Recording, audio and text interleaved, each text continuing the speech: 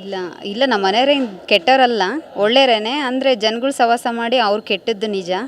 But ಅವ್ರು ಹಂಗಿದ್ದಾರೆ ಅಂತ ನಾನು ಇದೊಂದು ಕೋರ್ಟಿಗೆ ಬಂದು ಅವರು ಚೆನ್ನಾಗಿ ಇದೊಂದು ದಾರಿ ಅಂತ ಅನ್ಕೊಂಡು ಬಂದೆ. ಅವ್ರ ಮಾತಿಗೇನು ಕೇಳಲಿಲ್ಲ, ಅದಕ್ಕೋಸ್ಕರ ಇಲ್ಲಿ ಬಂದಿದ್ದೆ. ನನಗೇನು ಅವ್ರ ಮೇಲೆ ರಿವೆಂಜ್ ತೀರಿಸ್ಕೋಬೇಕು ಅನ್ನೋ ಆಸೆನೂ ಇರಲಿಲ್ಲ. ಅವ್ರು ತಪ್ಪು ತಿಳ್ಕೊಂಡಿರ್ಬೋದು, ಬಟ್ ನಾನೇನು ಆ ಥರ ಅಂದ್ಕೊಂಡಿರಲಿಲ್ಲ. ನನಗೊಬ್ಬ ಮಗ ಒಬ್ಬ ಮಗಳು, ಇಬ್ಬರಿದ್ದಾರೆ ಮಕ್ಕಳು. ಚೆನ್ನಾಗಿದ್ದೀವಿ ಇವಾಗ.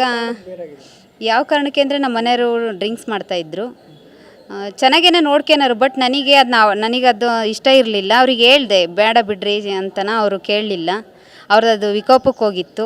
ವಿಕೋಪಕ್ಕೆ ಹೋದ್ಮೇಲೆ ನನಗೂ ಯಾಕೆ ಇರೋಕ್ಕೆ ಇಷ್ಟ ಆಗಲಿಲ್ಲ. ನಾನು ಬೇಡ, ಜೀವನನೇ ಬೇಡ, ಇನ್ನೇನು ಯಾರು ನನಗೆ ಸಪೋರ್ಟ್ ಮಾಡೋರಿಲ್ಲ, ಇರೋದೇ ಬೇಡ ಅಂದ್ಕೊಂಡು ನನ್ನ ಮಕ್ಳು ಕರ್ಕೊಂಡು ನಾನು ಹೊರಗೆ ಬಂದುಬಿಟ್ಟೆ. ಅವ್ರು ಹೊರಗೆ ಬಂದಮೇಲೆ ಅವ್ರದ್ದು ಇನ್ನೂ ಜಾಸ್ತಿ ಆಗಿತ್ತು. ಅವ್ರದ್ದು ಇನ್ನೂ ಜಾಸ್ತಿ ಆದಮೇಲೆ ಅಲ್ಲಿ ನಮ್ಮ ಮನೆಗಿನ್ನೂ ಅಚಾತುರ್ಯಗಳು ಭಾಳ ನಡೆದ್ವು. ನಾನು ಹೊರಗೆ ಬಂದಮೇಲೆ ಇಲ್ಲ ಹಿಂಗೆಲ್ಲ ಬಿಟ್ಟರೆ ಅವ್ರು ಸರಿ ಹೋಗಲ್ಲ ಅನ್ನೋ ಒಂದು ಉದ್ದೇಶಕ್ಕೋಸ್ಕರ ಕೋರ್ಟಿಗೆ ಬಂದೆ. ಆಮೇಲೆ ಲಾಯರ್ನ ಸಹ ಕೇಳಿದೆ. ಅವ್ರು ಇಲ್ಲಮ್ಮ ಹಿಂಗೆ ಡೈವರ್ಸ್ ಅಂತ ಎಲ್ಲ ಏನು ಬೇಡ, ಜೀವನಾಂಶ ಕೇಳಿದರೆ ಅವ್ರು ಬಂದೇ ಬರ್ತಾರೆ ನಿನ್ನ ಹತ್ರಕ್ಕೆ ಅಂತ ಹೇಳಿದರು. ಇಲ್ಲ ಸರ್ ಹಿಂಗೆ ಮಾಡೋಣ ಅಂತ ಅವ್ರ ಮಾತು ಕೇಳಿದೆ. ಇವಾಗ 1 ವರ್ಷ ನನ್ನ ಮನೆಯವರು ನಾನು ಕಂಟಿನ್ಯೂ ಬಿಟ್ಟು ದೂರ ಇದ್ದೆ. ಆ ದೂರ ಇದ್ದ ಟೈಮ್ನೇ ನಾನು ಎಷ್ಟು ಸಫರ್ ಪಟ್ಟೀನಿ ಅಂತ ನನಗೊತ್ತು. ಇನ್ಮೇಲೆ ಅವ್ರನ್ನ ಬಿಟ್ಟಿರಲ್ಲ, ಬಟ್ ಚೆನ್ನಾಗಿರ್ತೀವಿ ಇನ್ಮೇಲೆ.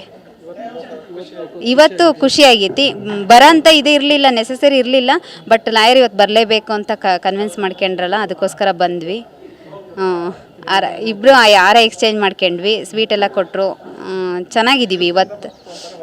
ಹೊಸ ಜೀವನ, ಇನ್ಮೇಲೆ ಚೆನ್ನಾಗಿರ್ತೀವಿ. ಬಟ್ ನಮ್ಮ ಮನೆಯವ್ರು ನನ್ನ ಬಗ್ಗೆ ಏನು ತಿಳ್ಕೊಂಡಾರೋ ಗೊತ್ತಿಲ್ಲ. ನನಗೆ ಗೊತ್ತು ನಮ್ಮ ಮನೆಯವ್ರು ನನಗೆ ಒಳ್ಳೆಯವರು, ನನ್ನ ಇನ್ಮೇಲೆ ಚೆನ್ನಾಗಿ ನೋಡ್ಕೊತಾರೆ ಅಂತ ಅನ್ನಿಸ್ತೈತಿ. ಅದಕ್ಕೆ ಅವ್ರ ಜೊತೆಗೆ ಹೋಗ್ತೀನಿ ನಾನು ಅವ್ರ ಮನೆಗೆ.